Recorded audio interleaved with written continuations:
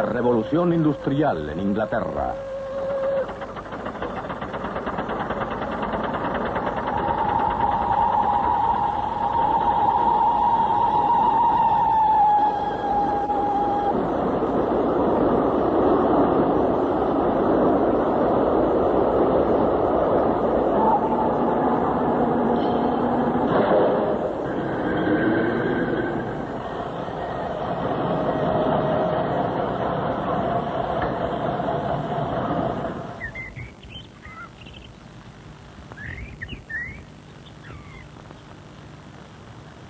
Vayamos con nuestra imaginación a Inglaterra, como era hace 200 años. Era muy diferente a lo que estamos acostumbrados a ver hoy. Era una Inglaterra de aldeas tranquilas, de pequeñas fincas, de inmensos pastos sin cercar y grandes arboledas. En muchos lugares había habido muy pocos cambios desde la Edad Media. La mayor parte de la población se dedicaba a la agricultura o a otras ocupaciones propias de los campesinos. El nivel de vida era muy bajo, las fincas demasiado pequeñas y los métodos de cultivo muy primitivos. Se sabía muy poco acerca de la rotación de las cosechas y de muchas otras prácticas que hubieran aumentado la producción. En cuanto a las ovejas, tenían muy poco que comer en el invierno, excepto lo que les mandaba Dios Todopoderoso. Y la mayor parte de ellas se moría. Veamos ahora cómo estaba la industria, y específicamente la situación en la industria textil. La lana en aquel tiempo era la columna fuerte de la prosperidad inglesa. En todas las casas de la aldea o del campo se encontraba una rueca, y en todas las aldeas había un telar. Este método de fabricación se conocía como el sistema doméstico.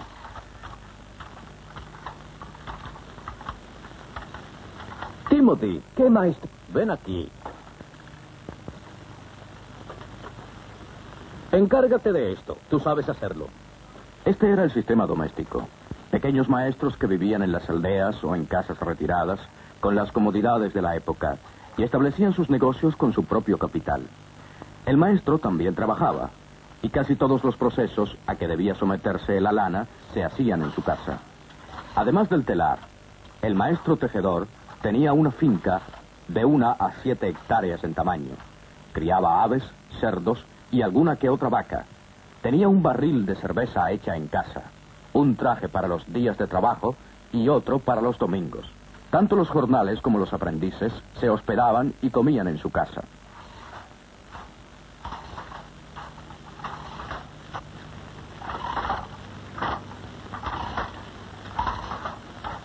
Sigue un ritmo igual, ¿eh?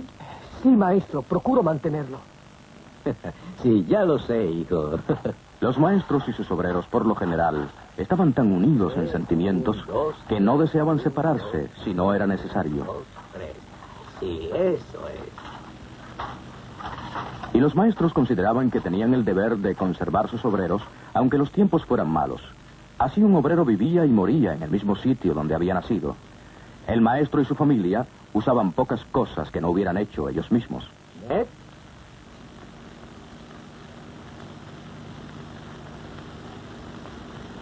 ¿Qué crees tú? Ay, le quedará muy lindo, ¿eh? Te voy a hacer un abrigo. Tienes mucha suerte, hijito. Ahora vete.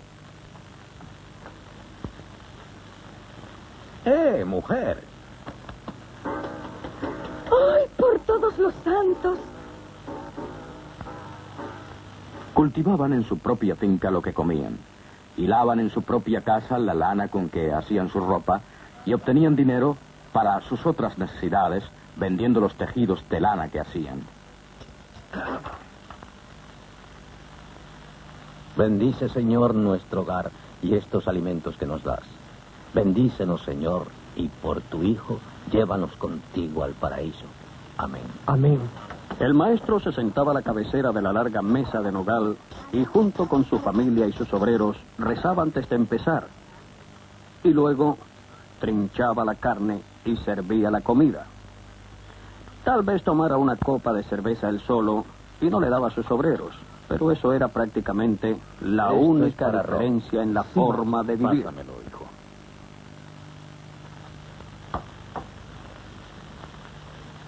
Te falta aún mucho que aprender, chico. La paga que recibo es poca. No conviene a los chicos tener dinero. Es cierto que esta situación tenía un aspecto muy triste, que revestía una gran injusticia. Había, por ejemplo, ciertas leyes del Parlamento que prohibían que los obreros fueran a la huelga para conseguir un aumento en sus salarios. Hubo una huelga el invierno pasado, pero la policía le puso fin de la forma acostumbrada, con las bayonetas y la cárcel. El obrero no se atrevía a ir a la huelga y no había otro sitio donde pudiera buscar trabajo. Ganaba muy poco dinero durante toda su vida. Ocupaba una posición media entre esclavo y hombre libre, o más propiamente, entre siervo y ciudadano. Esta, aunque breve y no perfectamente descrita, era la situación de la industria textil en Inglaterra hace 200 años. Esta situación variaba de sitio en sitio y de tiempo en tiempo. Inglaterra no se asemejaba en nada al jardín del Edén, pero la vida siguió de generación en generación su curso tranquilo.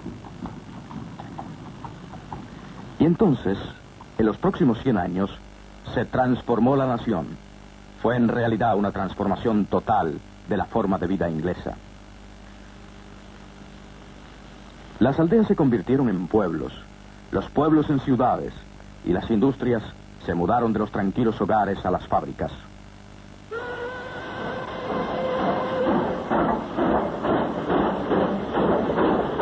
Esta transformación es lo que llamamos la revolución industrial. Podemos decir sin peligro de quedarnos cortos que 3 inventos destruyeron nuestro viejo mundo y construyeron uno nuevo. El primero fue un telar para hilar más de un hilo a la vez. El segundo fue un telar de fuerza hidráulica. El tercero fue la máquina de vapor.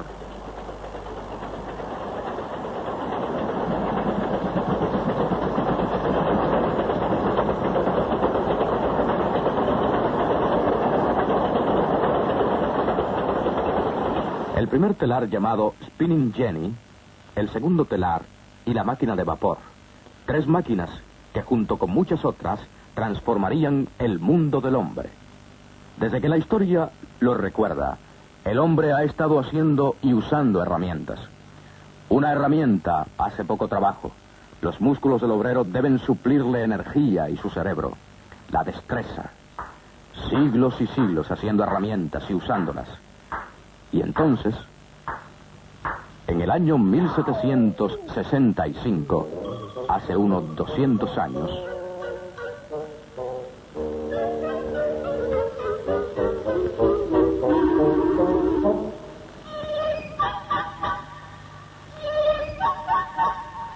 ¡Jenny! ¡Jenny, escucha! James Hargreaves inventó una máquina operada a mano a la cual puso el nombre de su esposa. La llamó Spinning Jenny. Este telar iniciaría una revolución en la industria de la lana en Inglaterra. Hilar siempre había sido un proceso lento. Solo podía hilarse un hilo a la vez. Pero James Hargreaves montó 8 usos en un marco y los hizo girar a todos con una rueda, hilando así 8 hilos a la vez. El ingenio de Hargreaves le creó graves dificultades.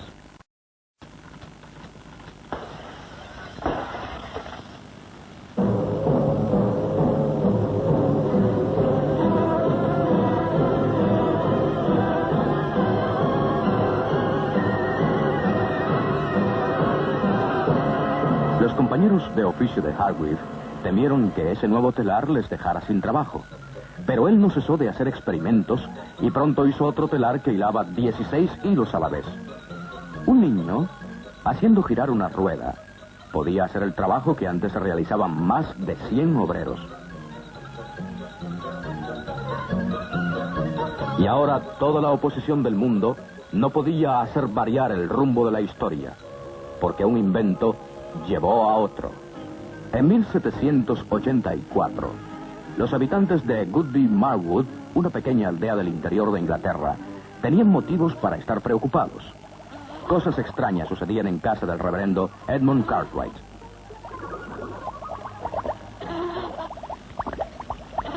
Suceden muchas cosas extrañas ahí. Tal vez del diablo.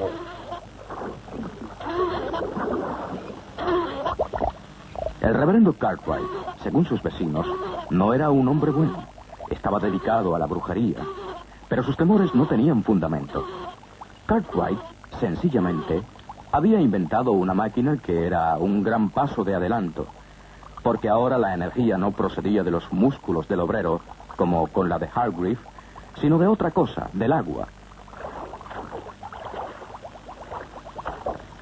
La energía del agua que fluye había sido aprovechada para mover una máquina que tejería telas. Un telar con energía hidráulica. La mano de obra en la fabricación de telas había terminado, como había terminado otra cosa, el viejo sistema doméstico de manufactura. Este telar resultaba muy caro y el tejedor promedio no podía comprarlo. Además, era muy grande para tenerlo en una casa. Pero sí un hombre podía comprar una docena de telares y colocarlos en un mismo edificio. Así el invento de este telar aceleró el desarrollo de las fábricas y el sistema que se implantaría en ellas. Ahora, en lugar de trabajar en su propia casa, el tejedor vivía en un sitio y trabajaba en otro. A pesar de lo natural que hoy nos parece esto, hubo amarga oposición a la tiranía del pito de la fábrica.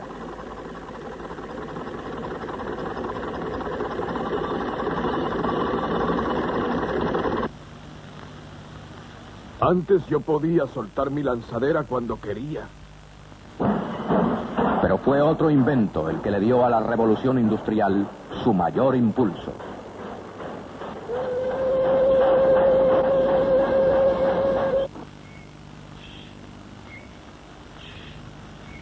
James Watt, ¿cuántas veces te he dicho que no pierdas el tiempo?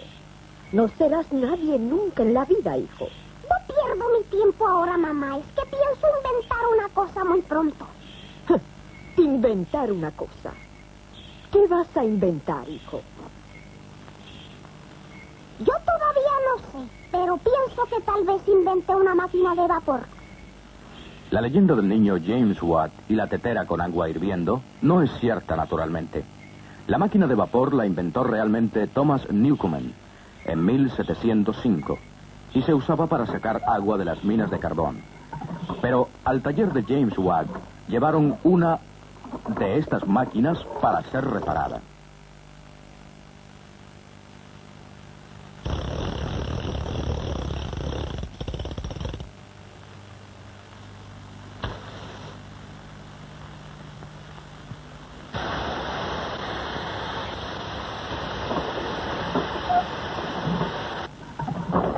James Watt empezó a trabajar.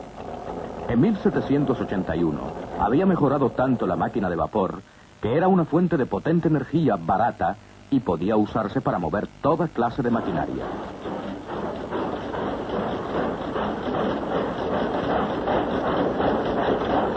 Ahora, con el invento de Watt y con mejores métodos para elaborar el hierro y el acero, la revolución industrial quedó establecida.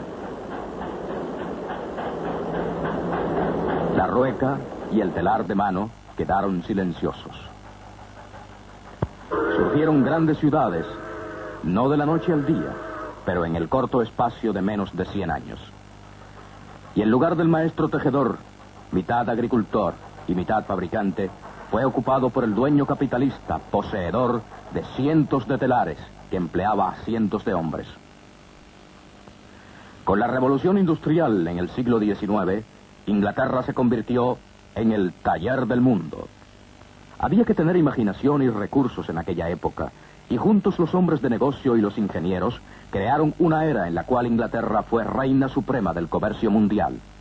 Tengo grandes pedidos de embarque y debo apresurar la producción. Y no sé si La estará verdad es listo a que el tiempo. negocio ha mejorado. Es una época mucho. muy buena, Tengo no hay pendiente duda de ello. un negocio de 110.000 libras esterlinas y naturalmente es algo que no... Realmente parecía haber motivos para un gran optimismo. Inglaterra había entrado en una era de inmensa prosperidad nacional. Ser inglés a principios del siglo XIX equivalía a disfrutar de todas las comodidades y diversiones que el mundo podía ofrecer si uno tenía dinero. Pero, ¿y la enorme masa del pueblo? En gran número se sumía más y más profundo en el desamparo y en la miseria.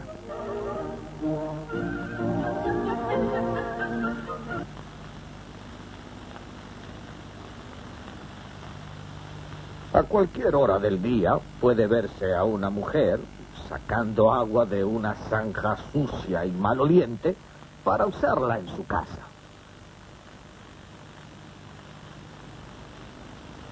La vida del obrero inglés promedio, y en aquella época las mujeres y los niños estaban incluidos en esa clase, era una horrible lucha por la existencia, en la cual había dos enemigos, el patrón y las máquinas. Sí, señor. Empecé a trabajar en la fábrica cuando tenía 7 años. Trabajo desde las 5 de la mañana hasta las 8 de la noche. Y hablan de los siervos. ¿Hubo en los tiempos feudales alguien tan despreciado, tan esclavizado como el obrero de lo que llaman era del progreso? Mientras los hombres de las minas de carbón trabajan en ellas con sus picos y palas, las mujeres y hasta los niños tienen la tarea de sacar el carbón del extremo de la mina por los túneles.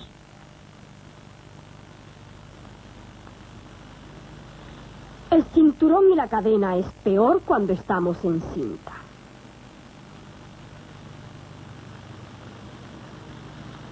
Muchas veces ocurre que las mujeres dejan caer la carga y caen ellas también de la escalera.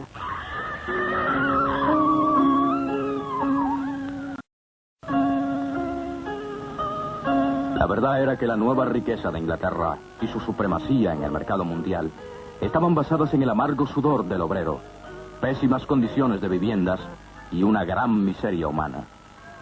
¿Era esta la nueva civilización que prometió la máquina?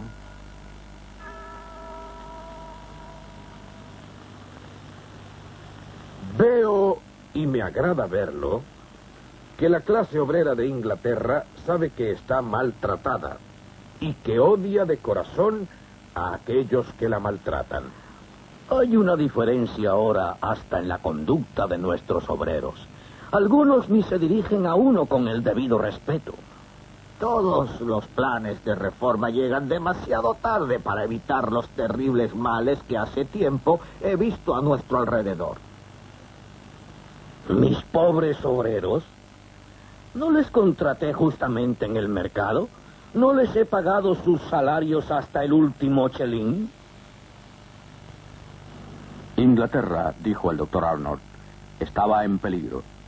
Debía inevitablemente recibir el baño sangriento de una revolución política.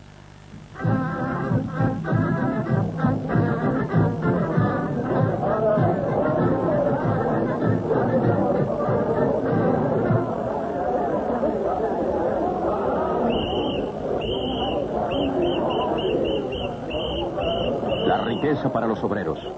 Pero a pesar de muchas revueltas locales, la revolución tan esperada y tan temida no llegó a Inglaterra como había llegado antes a Francia. Hubo dos razones principales. La primera fue la reforma. Durante muchos años se estuvo pidiendo insistentemente una reforma de los peores males causados por la revolución industrial. Y en 1842, el Parlamento aprobó la primera de una larga serie de leyes de reforma, la Ley de Minas. Se resuelve que de ahora en adelante queda prohibido el empleo en las minas de carbón para las mujeres y los niños menores de 10 años. En 1847 aprobaron la ley de las 10 horas. Se resuelve que de ahora en adelante el trabajo de mujeres y niños en las fábricas textiles estará limitado a un periodo de no más de 10 horas diarias.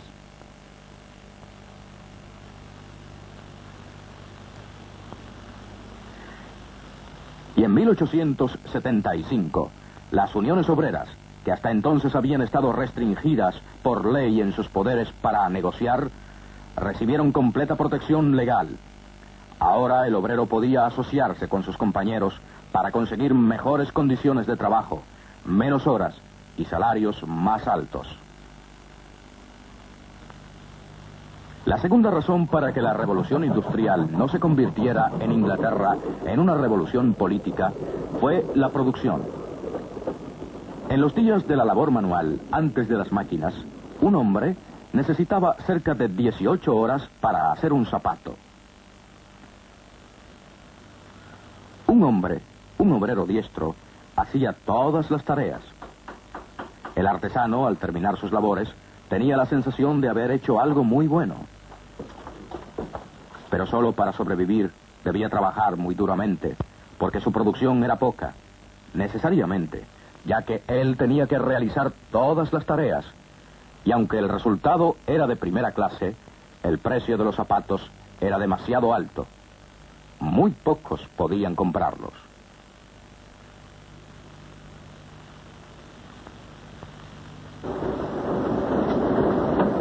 Pero con el advenimiento de la máquina, la producción de cada obrero aumentó considerablemente.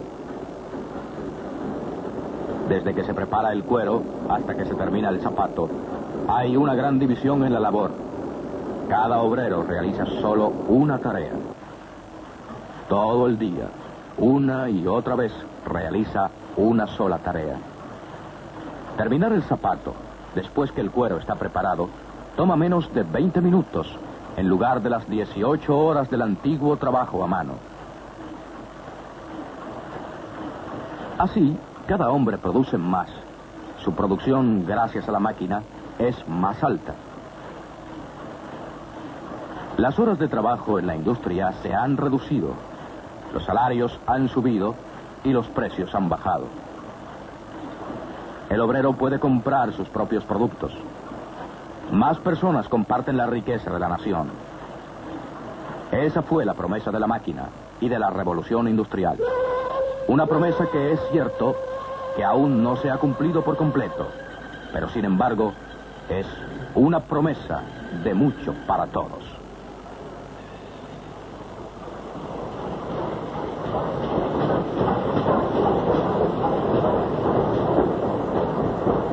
El siglo XIX, el siglo de la revolución industrial, fue para Inglaterra uno de grandes logros.